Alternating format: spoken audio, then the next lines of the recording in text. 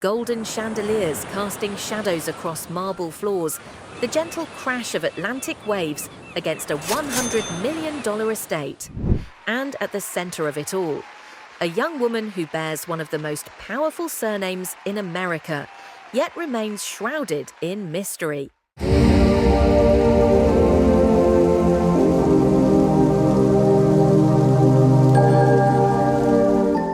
Welcome to the untold story of Tiffany Trump, the daughter who grew up in the shadows of Mar-a-Lago's 75-foot tower, where $7 million in gold leaf decorates a single ballroom, and membership costs $1 million just to walk through the door. But here's what they don't want you to know. Behind the Louis XIV-inspired opulence and 36,000 Spanish tiles lies a story of family secrets, political maneuvering, and a fortune so vast it defies comprehension. And Tiffany, she's been watching it all unfold from the inside. The year was 1993, and while most children were born in hospitals, Tiffany Ariana Trump entered the world already destined for a life most can only dream of. Her childhood playground wasn't a local park. It was the 55,700 square foot Mar-a-Lago estate, where Marion Sims Wyeth's architectural genius and Joseph Urban's Viennese artistry created what architectural historians call almost Jugendstil confections.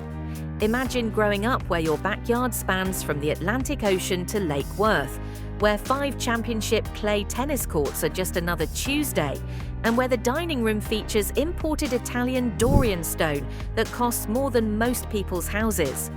This wasn't just wealth. This was a different universe entirely. But here's the twist that changes everything. Being born into such opulence came with a price that money couldn't buy. And as we'll discover, that price would shape every decision Tiffany would make for the next 3 decades. As Tiffany grew up within Mar-a-Lago's Mediterranean revival walls, she witnessed something unprecedented in American history: the transformation of a private residence into a political powerhouse. The estate that once hosted formal dinners for 500 exclusive members suddenly became the Winter White House, where world leaders like Japanese Prime Minister Shinzo Abe and Chinese President Xi Jinping would walk the same halls where she played as a child. The financial numbers alone tell an incredible story. From $25,000 membership fees in 1995 to $1 million by 2024, Mar-a-Lago evolved into a $40 million annual revenue empire. But Tiffany wasn't just observing, she was learning the art of influence, watching how her father's conservation easement strategy in 1995 protected the estate's special features while creating artificial scarcity that drove demand through the roof. Yet behind the 20,000 square foot ballroom with its $7 million gold leaf ceiling, a different kind of education was taking place. One that would prepare her for battles no amount of money could solve. Here's where the story takes a dark turn. In 2019, while Tiffany was navigating her role in America's most scrutinized family, Mar-a-Lago faced a security crisis that exposed the dangerous reality of mixing private luxury with public power. Chinese national Yu Jingjiang breached the estate's defenses, carrying electronic devices and potential malware. A stark reminder that even $100 million properties have vulnerabilities. Former CIA analyst Lisa Ruth's words were chilling. Unless you want to put it on lockdown and have Marines frisking everyone going in, you can't have real security. This wasn't just about property protection, it was about a family under siege, where every 75-foot tower window, every imported Spanish tile, every gold-leafed surface could hide a threat. But the real controversy was yet to come, and it would test the very foundations of everything the Trump family had built. To understand Tiffany's world, you need to grasp the sheer scale of Mar-a-Lago's opulence. We're talking about a property where the conservation easement alone impacts valuations that swing from $27.6 million to $1.8 billion. numbers so staggering they sparked legal battles across multiple states. The lifestyle isn't just about money, it's about access to a realm where 500 carefully selected members enjoy reciprocal privileges at 19 Trump golf properties worldwide.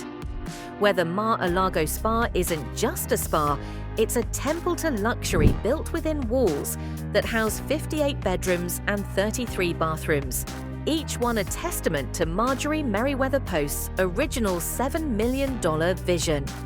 But here's what makes Tiffany's position unique. She didn't just inherit wealth, she inherited a brand that generates $40 million annually through pure exclusivity. Yet with that inheritance came something far more valuable and dangerous than money. August 2022 brought the kind of drama that money can't fix and lawyers can't silence. The FBI's search warrant authorized investigation into potential violations of the Espionage Act, and suddenly the same Mar-a-Lago rooms where Tiffany grew up were being searched for classified documents ranging from confidential to top secret. 11 sets of classified materials were recovered from the estate, where she'd walked these halls for decades. The same ballroom where she'd watched her father's political empire rise was now at the center of a federal investigation that questioned everything about private property rights and national security.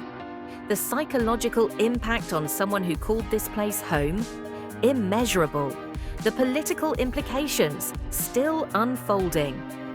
As post-presidency politics reshaped America, Tiffany found herself at the center of what observers now call a shadow White House. Mar-a-Lago became the operational headquarters of the MAGA movement, hosting high-profile visits from Elon Musk, Canadian Prime Minister Justin Trudeau, and Meta CEO Mark Zuckerberg. This wasn't just social networking, this was power brokering at the highest levels, where the club's social architecture facilitated relationships that could reshape American policy. The estate's role in transition planning and administration formation meant that conversations happening over dinner could influence the direction of the country. And Tiffany, she was watching it all, learning lessons about power that no business school could teach. The numbers don't lie, but they tell very different stories. Palm Beach County's assessments ranged from $18 million to $27.6 million, while Trump's own valuations reached $1.8 billion, a discrepancy that Judge Arthur Engeron called an overvaluation of at least 2,300%. But here's the real scandal.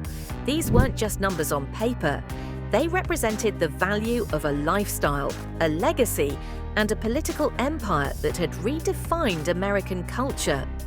The conservation easement that protected the estate's historic integrity also created limitations that real estate experts say diminishes the value of that property, while simultaneously making it priceless. The legal battles over these valuations revealed something deeper about American wealth, power, and the price of political influence. Recent cultural developments have positioned Mar-a-Lago as what observers call the new Hollywood and the new Page Six, a shift in cultural influence away from traditional entertainment centers toward Trump's political and social network. And Tiffany has been at the center of this transformation. The estate's influence on American political culture extends beyond its function as a meeting place to its impact on political style and expectations. The club's luxury environment has normalized the intersection of wealth, politics, and governance in ways that previous administrations kept separate.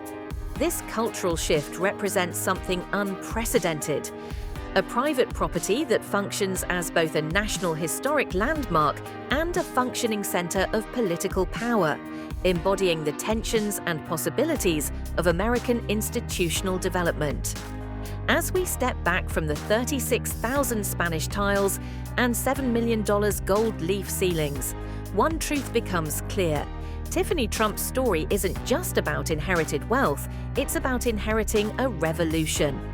From Marion Sims Wyeth's architectural genius to Donald Trump's political empire, Mar-a-Lago represents the evolution of American power itself.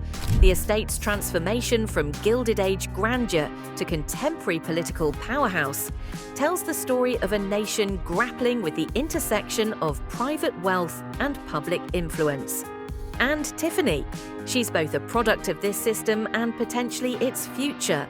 The question isn't whether Mar-a-Lago will continue to shape American politics. It's whether the next generation will embrace or transform the legacy they've inherited.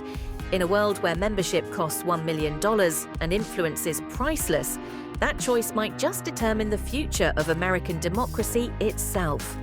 What do you think? Is this the American dream realized, or a cautionary tale about the price of power? Let us know in the comments below.